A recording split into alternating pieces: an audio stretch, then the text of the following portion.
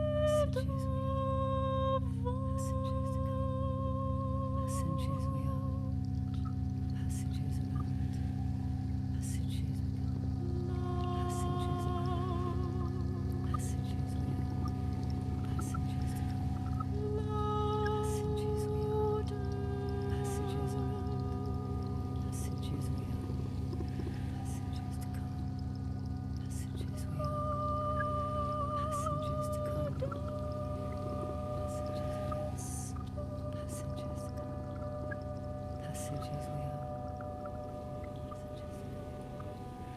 passages we are, passages to come, passages we are, passages around, passages we are, passengers to come, passages we are, for passengers around, passages we are, for passengers to come, passages we are, for passengers around, passages we are, for passengers to come, passages we are, for passengers around, passages we are, for passengers to come.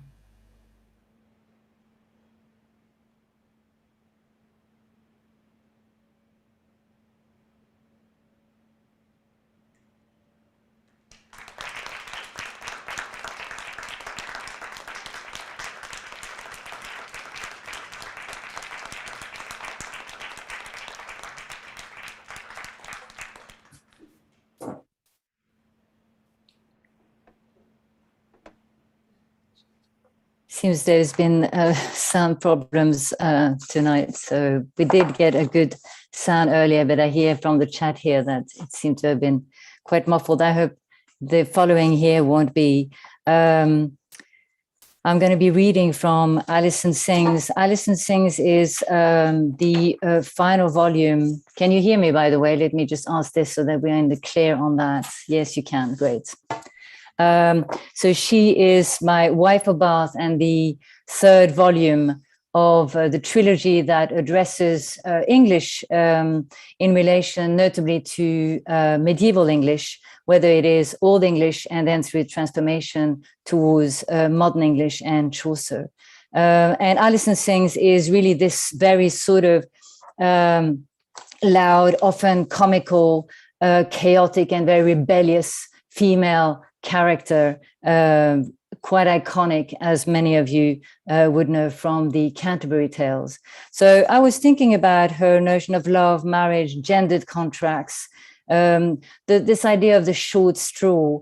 And I wanted to try and bring her voice into the types of or ways of considering the state of the world and the transferring of bodies today, ideas of love and rebellion in relation to our time. So that's Alison Sings, and I'm going to read a few sections from that. Just going to try and put some light on.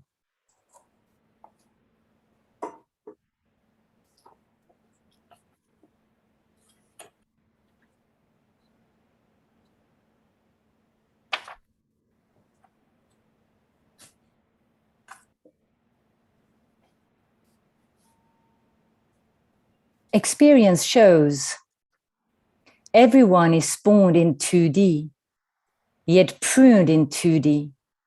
Every single one of us are wooed, groomed for specific agendas in this flat land, and ever be a known free of its games and curses.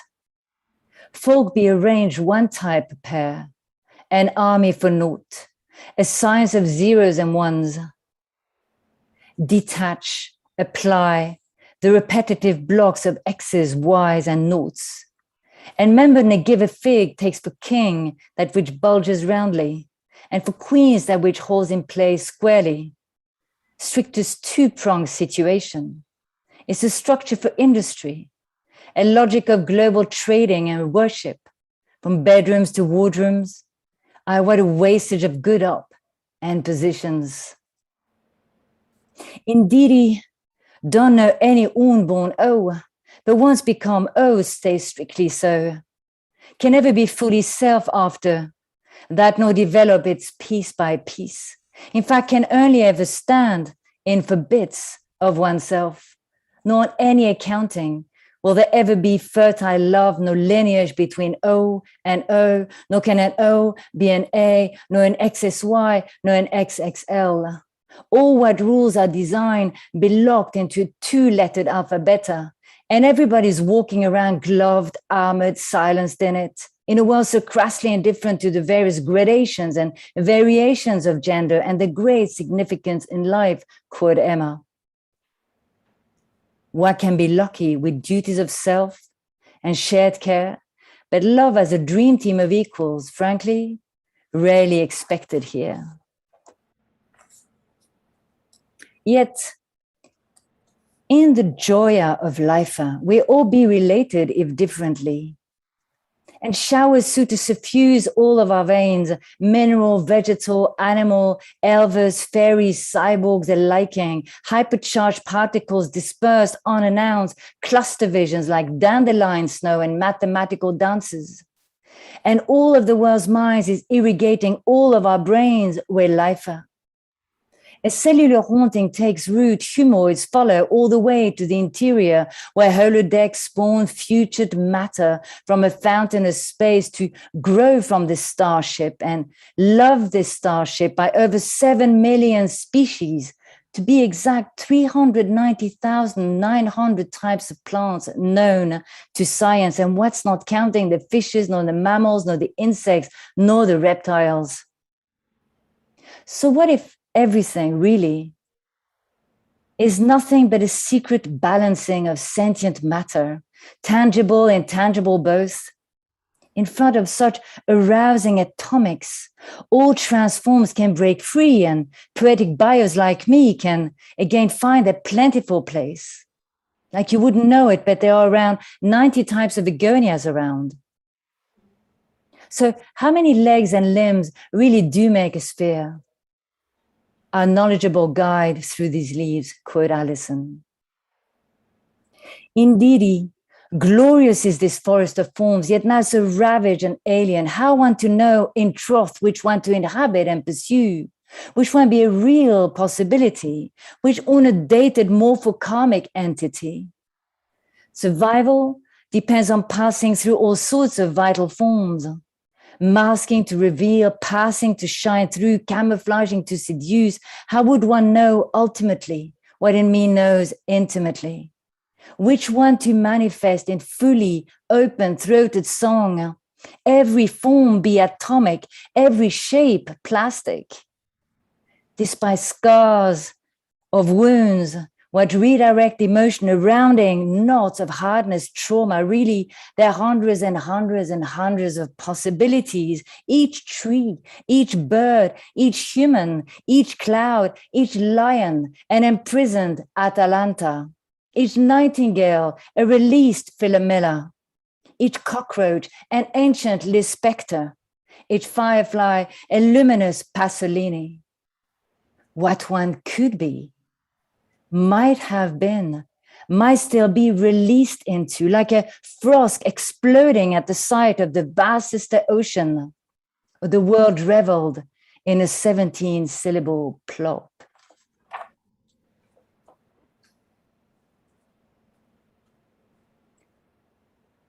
No doubt, some of you will ridicule my holistic cosmological views on marriage, dynamic unions, Venus and Jupiter, love, passion, and justice, the importance of transmigration, tree hugging, and Annie sprinkling.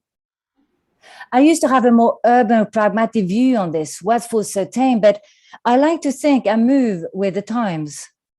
As the genders change, and the oceans rise, and the cities sprawl, marriage needs be large, accountable, not reserved for the benefits of one. Needs revise its views on ownership and burglary and domestic bliss. Needs provide a better ensemble for the ensemble. Let folks of alles genders, creeds, colors, and sexes, especially those what know best what it feels like to be owned and belittled, isolated, by solitude, and belittled by isolated servitudes or preachers' rule, let them matter and meet in strengthened unions and create new transactions, not settle and playing brighter. Always remember who you are when you be, lead the charge of change, the deep, deep change. Despite much suffering past and to come for Sikir, I tell you, we need put all our efforts in the long battle for fair share for Allah, good cheerer, reach for new emotions, strong nerver, all what needs calculating and divided all around her into smaller shares, new homings, composite tribes of multi-generation and origination. Work it out, no time wasting. Let's follow pleasure's instrument resonators, the frictions of justice, our beings engaged in the future's urgent machinges of love.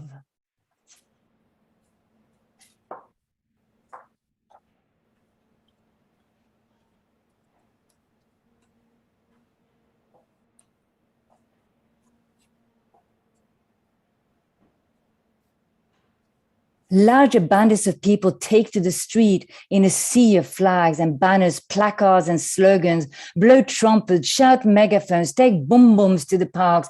Pilgrims be chained to gates or downsail the commons, carrying an outrage of demanding and peaceful wheelchaired, tipped over by police in it, befront parliament until all chairs be redressed. Bridges be occupied with rebellion, squares and streets be occupied with rebellion, stations and airports with rebellion, time and rush hour be occupied with rebellion. Battling has a rage that grows in the collective heart. Passions rekindle what were left unkind yesteryear. Walking with limbus and mindus from sites to cities occupies all what can be. Tent up squares, burn to build bridges, re-own the city, wear armor if must be, make them well worn. Let's celebrate, congregate, upbring the fever and collected energy, all the passionate, angered, urgent demands of our crowded, multifarious lives as we later take on and manifest the great rethink. How to organize, how to salvage, how to soul search, how to take back the confiscations of the streets, of the lands, of the minds, of our physical health and inner, outer mobilities. How to keep libraries, squares, bookers open and public. How to make education matron. How to change literacy to meet our changing needs and numbers. How to retrain against fear, isolation, indolence. How to fight mysterious illnesses and lack of available care and healing. How to plan neighborly life. How to grow more edibles out of tarmac allotments, how to wear locally, eat locally, grow more locally. How to fucking progress is dangerously outlived, outdone, how to live slower lives together cooperatively. Open a tactical hand, get us going, prep us what's coming, get striking. How to accept to be formed, changed strategically, purposefully. How to transuse one's privileges, diligently favor, broadening vantages. How to rejog frontiers, form transnational gossips, respect across borders and across the haters. How to share translocally, enjoy unfamiliar offerings. How to bypass official controllers when only prevent necessary involvement, and get us planning, activating, convincing, engineering, and sustaining for one long fix with 1,000 solutions. How to reclaim political activism for gooding, for long-haul futuring, in smaller yet interactive ranges of connectings. How to finally give good buttons all over the places, get ridden of your own brand of nasties, romping, depraved, governing galleries of rats, what pass for democratically elected magpies, bunches of lech and griffs work only for the sake of their behind the scenes, bandit rascal corrupters beyond all hope of usefulness, get them, good kickins, off-booted, intergalactically. Too right. We've kept separate fronts for too long, separate ponds, separate beds, separate ways and battles of kinds, together, not by kin, not by kind, all kin's a drag anyhow. Ignorance is bliss, operatively takes time, takes aspiration, sending love out, this simple matter. Naming kept me stumm until I stepped off, until I let the heart speak for me, with me, feeling the current rise as I do, and the light of intention come warm and crisp. One by one, I peel the layers and give thanks. Ne fetish love, ne totemic love. I speak from the yearning in my Johnny. See, I'm gap-toothed I was, and that became me weird. The winds whistle through my lips when I speech, and for telling things even I didn't know.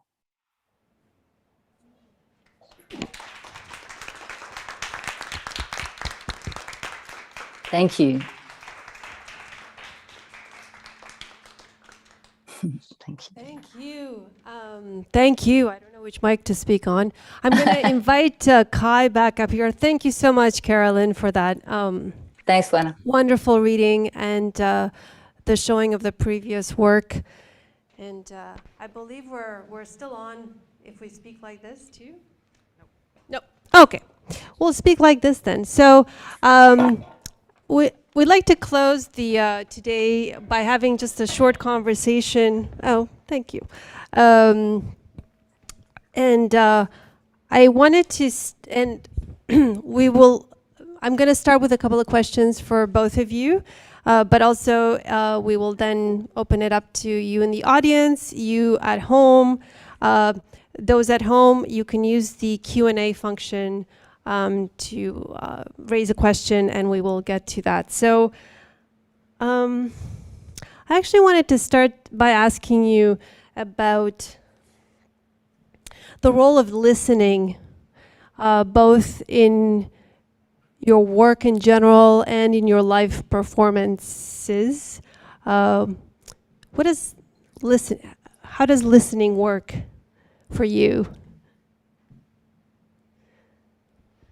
Thank you, Oana, and thank you, Carolyn. That was amazing. I really enjoyed a lot of things. I enjoyed your delivery. It has like this forward momentum to it, which, and you know, I love work in the oral tradition because one of the things that has always attracted me to the oral tradition is just hearing one voice, a human voice doing something with ideas and with language and addressing the world we live in. Ideas with language, with address, with voice, with rhythm. And so that reminded me of, you know, why I love the oral tradition. So thank you very much for that. Thank you, Kaie. Yeah. And, you know, I was also thinking too, in the first piece that you played, there were all of these opportunities that were taken with harmony. So there were these moments of harmony between your voice and the singer's voice and the singer's voice and some of the electronic sounds. And it just reminded me again to think about harmony in a collaborative sound context. Wanted to answer your question.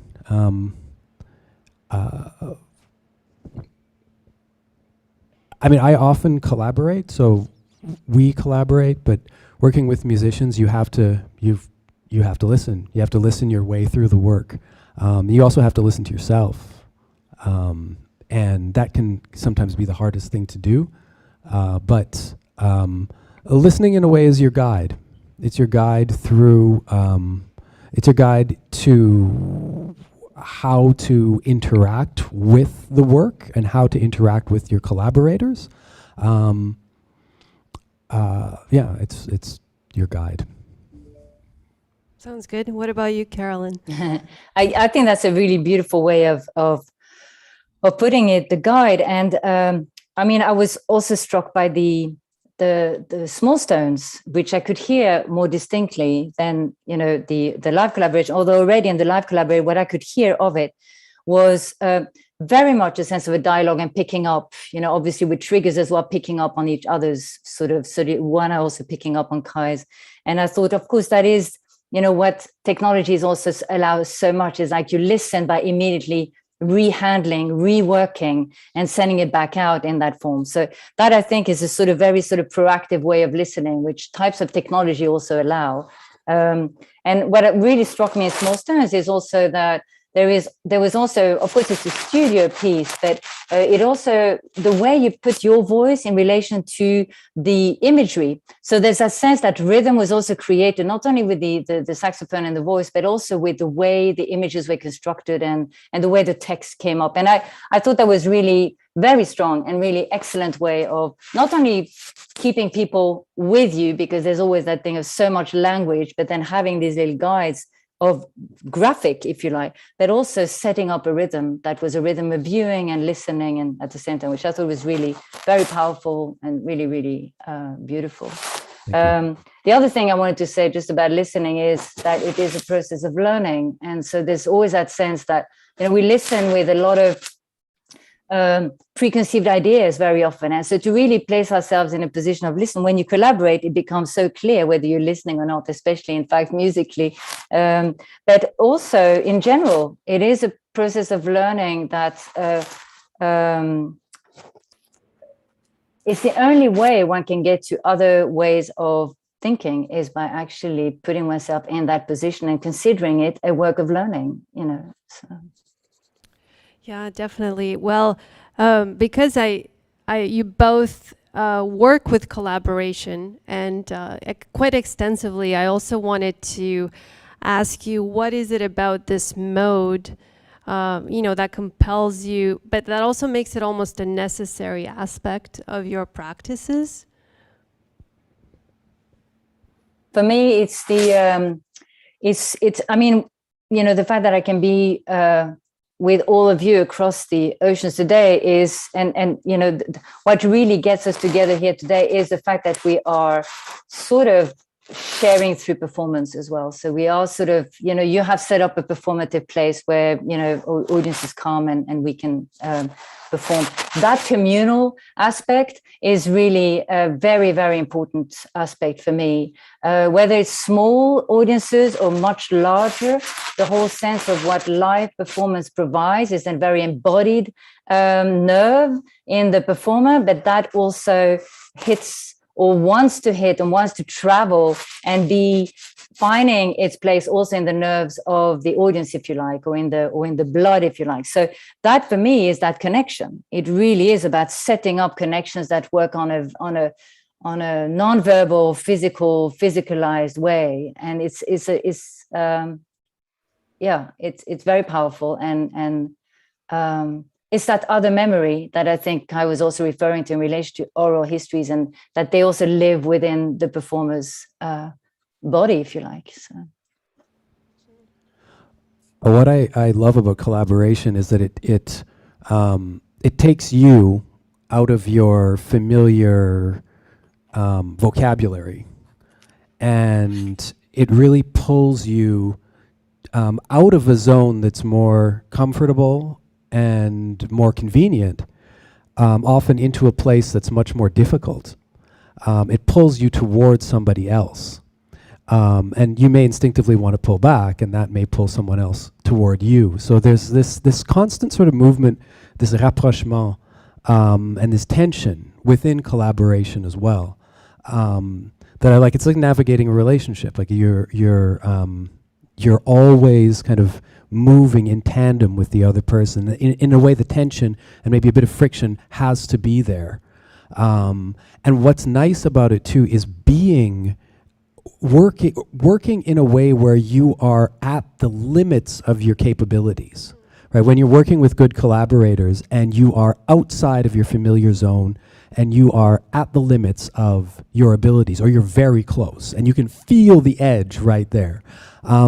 And if you're both in that zone, or if the group of you is in that kind of really challenging collaborative position, then what develops is a mutual respect and a mutual feeling of you're sort of traveling together into. I mean, I don't want to get into any metaphors of discovery or anything like that, but you're traveling into something new. You're traveling in. You're acquiring new abilities and new knowledge and new experience as you progress, and that's really remarkable. Yeah, and you almost become like another entity, another like either the group or the duo or whatever, it's like another, you're not the individual anymore. You're like another, you're part of another entity, I feel. Yes, yes. And I just want to emphasize too, one of the things that I love about collaboration is what happens to the poem, if there's a poem involved. Because in my case, there's often a poem involved. And so you enter the collaboration thinking that you might speak the poem from beginning to end, but something happens and that kind of linear progress through the poem gets totally fragmented and moved around, and your relationship to the poem changes. But you also get to see other people have this developing relationship to the poem, and it gets pulled in different directions. That process is really fantastic. Thank you. I'm wondering if there are any questions. We can pass the mic to anyone in the audience or anyone watching online.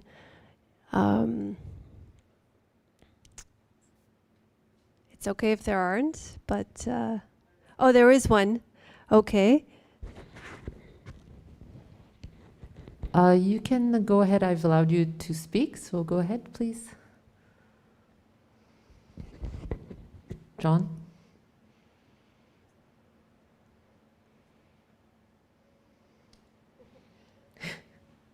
Or you can just read their question. There is no written question. It's just somebody raised their virtual hand. So you can unmute yourself and speak if you like.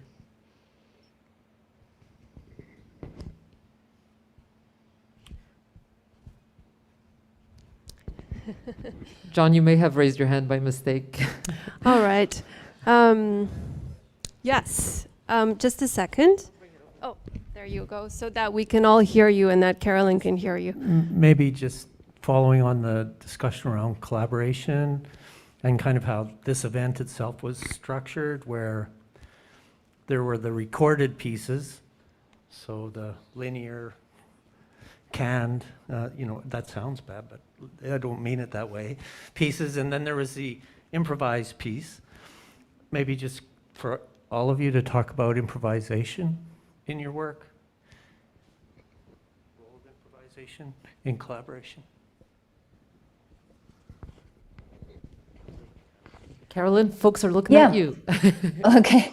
It really depends on the piece. There's always a point in performance where you do end up going somewhere else. So there's a structure holding it. And as you can see, that song is a very, very structured piece. And in fact, that was it was the premiere, the first one we ever did it. So we were even stiffer, if you like.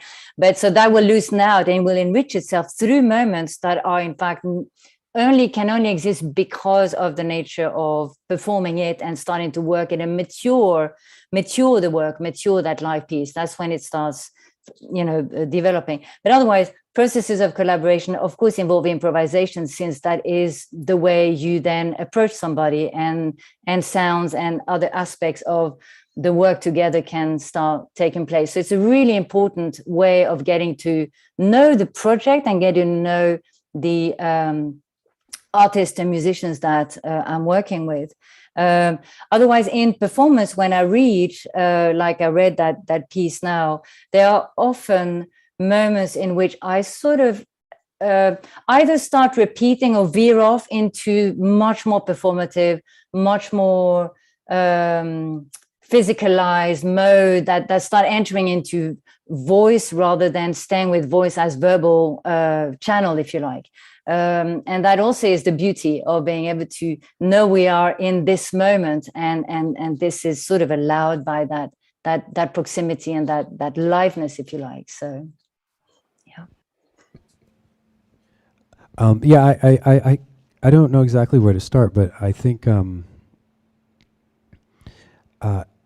for me, it's nice to improvisation can kind of begin when you leave the text behind. So if the poem is written, or then there has to be for me a moment where in my mind I understand that the poem exists not here but as a sonic object and in an oral, sonic, physical space, and that the text doesn't guide my reading. So anything can happen to the poem. And once that sort of set of possibilities opens up, then some kind of improvisation can happen. And before that happens, it's just reading, right? So it's a question of what unlocks that, usually. But the other thing that I did want to say about improvisation too is that when you're improvising with a group, with either one or more people, an interesting tension arises, which is the tension between doing what you want to do and kind of structuring the group movement collectively. And that's maybe one of the tensions that's arisen in our society around wearing a mask or getting the vaccine recently, you know, but it's a tension that comes up in improvised performances, but also it reflects tensions that exist in our society. And maybe also there's that tension between the text, the written text, and your body, you know, inhabiting it in that moment as well. Definitely. Any other questions? Yes. Just a second.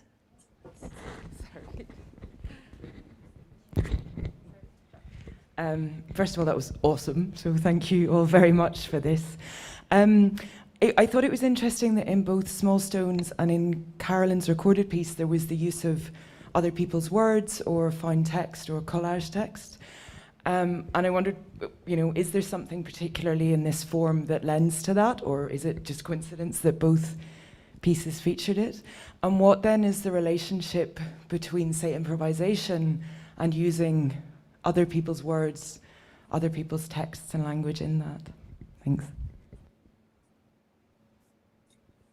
It struck me that in both pieces do have a strong, or an aspect of the resources also is explicitly made clear in the work. So documentary notion is also present in both that song and I thought very strongly in Small Stones. In that song, perhaps it's a little bit more, it happens mainly through the voices of the people that I've engaged in conversation with over the years regarding their languages and the status of their language, often a minoritarian or prejudiced language, and then they sort of are describing to me, you know, through small, you know, short phrase translations, you know, their relation to that.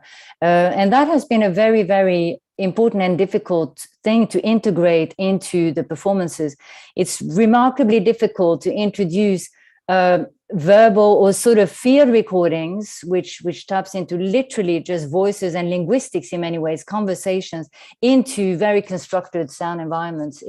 It's been one of the toughest things to involve in the live environments of the whole Sonic Atlas project, is actually to let voices speak that I have been in conversation with, to let them speak and not treat them, not apply sort of sonic filters on those, not, you know, there's other bits in the work where, you know, they work with the alphabets, and so you have that, but in those moments that is very important to me and to the nature of this work. So I don't think it's anything to do with the form of books, as we know, are notorious or, on the contrary, rich fields of intertextual practices. I just think that it brings out very different ways of seeing explicit sources, basically, whether they're visual or whether they are heard in the voices of the speakers, like I do in the Sonic Atlas pieces, for example. Another thing is that I'm extremely interested in conversation in a lot of my live work, and try more and more, in fact, in dealing with conversation as my work. So that also then comes in via those very short snippets that are inside that much more musical performance. In Small Stones, the text that's used for Small Stones is it's a collage text, and the reason that I like that mode is because it allows for multiple voices to kind of rise up into the word. Because I you know, on a page in a book of poems, the text has this kind of flattening effect where it flattens everything into one stream of lines across the page, and almost it feels like one voice in a way. And so how do you break that? How do you disrupt that kind of authoritative singular approach? And one way sometimes that I think about is through using work that comes from different sources, and that can kind of break it up. It can create a kind of discontinuity that isn't fully represented in the video because it's one voice in the video. And I'm not sure exactly how that relates to improvisation, but one thing I want to say about improvisation is that what interests me is improvising within a really narrow corridor, so a really structured improvisation. Like there were moments in the Small Stones video where there were these whispers that sounded like they were going backwards, these sort of diabolical whispers, and we didn't record something normally and then play it backward. What I was asked to do was to say something with the attack coming at the end of the word instead of at the beginning, so it would sound like it was said backwards. And so that kind of, really structured the improvisation, right? And so I'm interested in improvisation that is very, very, very, like you have this much room to improvise within. What are you going to do? And suddenly, when you are there, it somehow opens up. Great. Thank you both. Yeah. Are there any other questions? Yes, there's another question right here. I think I'm closer. Thank you, Anna. Thank you. So actually, I was really interested in the way that both of you talked about listening, as someone who does have a background in music. And who knows that usually there are, in works with polyphonic textures, there are voices that you want to bring out that the performers have to actively listen for. And so my question was, how do you balance different voices, both in collaboration with others when there are multiple voices and multiple ideas for how something should be, and also in the polyphony of performing that and producing that work? Thank you.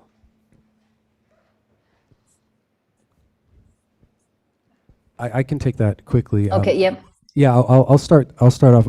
I work with an ensemble with 6 other musicians, so 5 other musicians and a visual designer. So there are 2 drummers, an electronic musician who's the saxophone player, and then a pedal steel player, and the pedal steel's played through a rig of effects as well, and 2 vocalists. So it's almost like two trios, and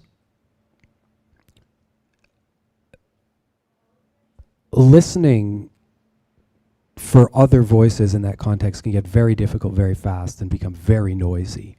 So one of the things that we are always thinking about is assigning specific roles to each contributor. So you are, in a way, what your sonic role is it sort of dictates your function in the ensemble, and that helps with listening. And I think that that's the case in a lot of different ensembles. You know what the role of this instrument or that instrument or the other one is, and that's what allows you to kind of maybe sometimes even depart from listening to someone and then come back at the right time. You know what they're supposed to be doing. Carolyn, do you want to say anything to that? Sure.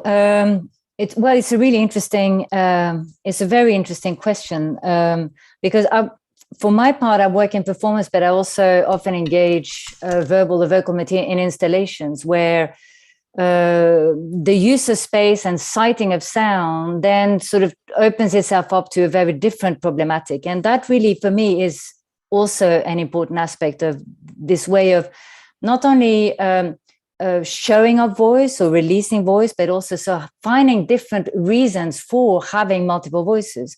So there are pieces that are installed primarily because I am more interested in listeners listening or in audiences listening habits. So the way we place the speakers and what we put in the speakers affecting what people can hear, for me is an interesting and important proposition that I've pursued in a few installed pieces.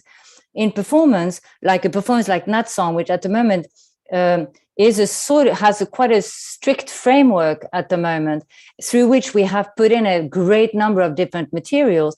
The voices that are manifested in a piece like Nat Song are voices that come out of some of the main ideas that I carry through the text. So when I work with Jamie and we look at the compositions and we look at the, all the voices and the sounds that we are thinking about together, the way we manage to sort of inhabit his sound inside or the other way around, inside my voice, for example, was to create processes of shadowing, whereby there are certain kinds of lengths of my voices that create phrasings that he immediately is attached to. And that becomes a sort of, you cannot separate that process. When I speak, those sounds, are triggered and start moving on. So my voice is always then inhabited by a great number of other voices. And the singer is an interesting proposition, because that, for me, is this idea of a sort of pure, trained, and she's got an extremely pure, extremely beautiful, pure, nearly non-vibrato voice, if you like. That type of tradition of singing in relation to the sounds that I'm interested in pursuing, with all the different vocalizations, and then on top of that, the spoken voice. So this then becomes a question of balancing up the differences of what voicing is about, rather than trying to put it all into a singular voice. And my task now, if you like, is to let that be exactly where it is. And then in the work that I'm about to embark on, which is what I do then when I try and put some of that into book form, it is going to find extremely different forms. It's going to be recomposed, rewritten, the graphic is going to start exist in a way that you don't have in performance. So that adds other voicings, if you like, to it. So yeah. Thank you. Great. I think we have time maybe I think there's a question in the Q&A. Yeah, there are a couple. Emily, would you like me to read them out? Okay. Sorry, folks. I know we're running over time. If you need to leave, don't be shy. You can walk around the screen as well. So for those of you here on Zoom, I'll go ahead and read Nina's question first. You both spoke about how the written text changes when it becomes performed. I'm wondering how you think about sound when you are setting something on the page first. Do you know when it is going to become something more performative when you are writing it? When you have the pieces on the page and perform, do you see the text as related?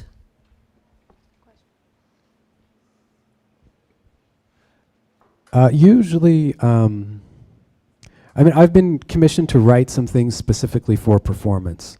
And sometimes when I work with one collaborator, he will give me these diagrams, right? With like a row of slanted lines, and then a sine wave, and then a descending curve, and then a jagged line, and then a long block that has been darkened in. And these are to represent different types of vocal delivery, right? And he'll have a little legend on the side of the page. And I am supposed to write a piece that does all those things. So sometimes in that context, the process of writing is a process of thinking about sound. It's the same thing, but usually it isn't.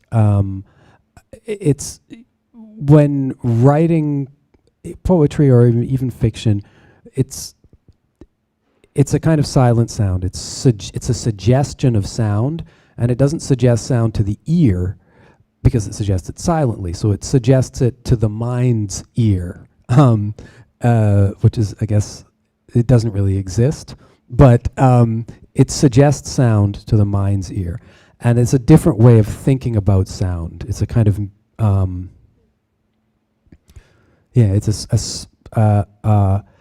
the suggestion can be forceful and really assertive, but it's still silent, and it's just a suggestion. Carolyn, do you want to? Well, I think that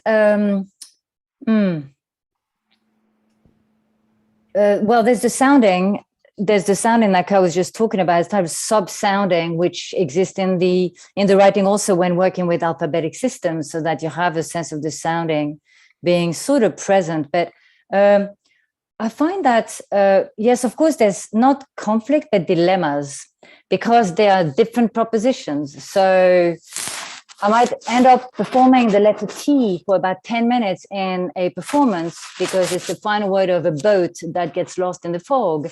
And then I find myself, well, how am I going to do that for the book now? You know, how do I represent that fog, which in performance is very clear, and how do you do that on the page? So then it's really about wanting to solve or expand or explore different ways of, rather than, so they become sometimes complementary, but usually it's sort of exist alongside each other with different possibilities, and I have to say different opportunities, you know. So they allow to rethink the medium, the support, whether it's a performance, the support then would be a live space, for example, or a recording studio, or the book, the page, or print and typography and whatever. So, and you know, the histories within avant-garde poetries are so vast in relation to exactly that dilemma, but also those cohabitations and those breaking away from the syntactical that can also be allowed through graphic work or sound improvisation. I just wanted to add also, you know, one of the dilemmas that comes up is the dilemma of around inflection and attitude. It's when you're using your voice, you can say something with a particular inflection. You know, you can say "I love you," right? But it's very hard to reproduce that with those same 3 words on the page. How would they have that same inflection? And so some of those possibilities for reproducing that inflection become, you know, breaking up syntax or graphic possibilities, or or a totally different proposition, you know, like you sort of accept. So I love you says that thing that, well, how would you do it rather in text, or, you know, so that it's just, how would you do it? You know, like you're not going to go, you know, set it up with big O's. So how are you going to do it? And then what does that do to so inflection then is not about reproducing, for example, dialects and reproducing oral speech. It's actually more about, well, how do you then do this, you know, in other forms? And that's really fascinating. Yeah. And fun. Yeah. Great. So maybe just one last question, or are we totally out of time? I don't know what time it is. So it's 9 o'clock. Oh, we're so out of time. Yeah. We went half hour over, but I figure, you know, there's still people hanging on in the Zoom, and these folks are still. All right, one last question, so. then one last question. All right, so Ted was curious to hear more about the poet's cultural motives for doing multimedia work. Goes on to say, displacing the poem, ? Expanding the audience, ?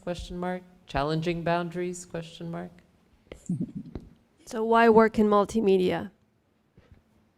I suppose that's a question for the 3 of us, really. So it'd be great, Oana, that you speak to it as well. Yeah. For me, okay, I'll answer quickly. Or you want to go, Oana?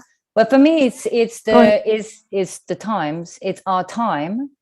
So it is the technological possibilities of our time. And in that sense, this is something that I'm an artist. I'm very interested in exploring. It is the poems and the poetics of our time that we can relocate or rethink it away from the pages and or within the pages. So yeah. I'll just say quickly to that, for me, I think part of why I started working in this way was because I wanted to get away from a singular voice and a sort of singular subjectivity. And by using technology, I can multiply that more readily. So that's one. Also because this is available as well now too. But to me, that was a big. That's been a big impetus at the beginning, like to sort of